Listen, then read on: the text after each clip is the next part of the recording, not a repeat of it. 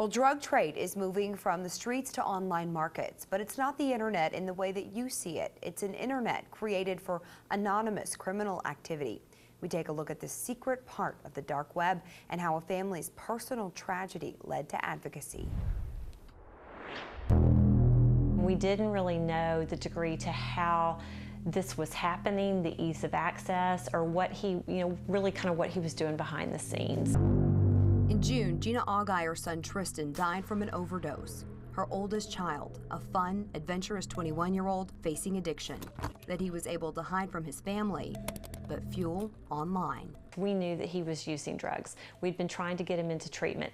We didn't know the extent. After Tristan died, I was really obsessive about digging through his phone and then ultimately his computer to figure out what led to this place. This place, the dark web.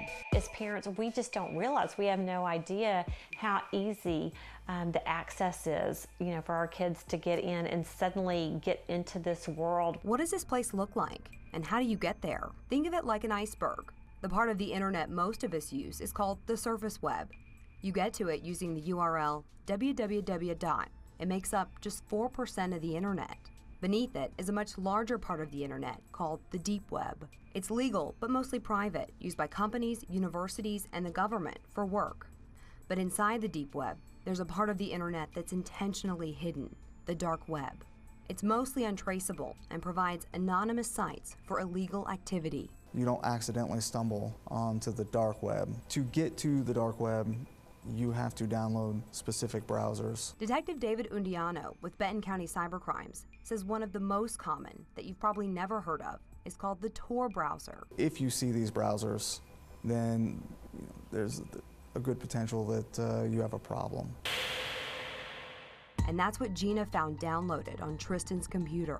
On that site, that's where he could buy illegal drugs. You have to know what you're looking for on the dark web to make it work or to be able to move around and navigate it. But that doesn't mean that information about the dark web is not available on the web. There are forums, there are chat rooms, there are things available that will give you information about where to go. And it's something that, because our kids just have easy access to it, they can very quickly and unknowingly get pulled into something that they never really intended to get involved in. Gina says now she hopes to educate parents and kids that this dark web could lead them to a very dark place.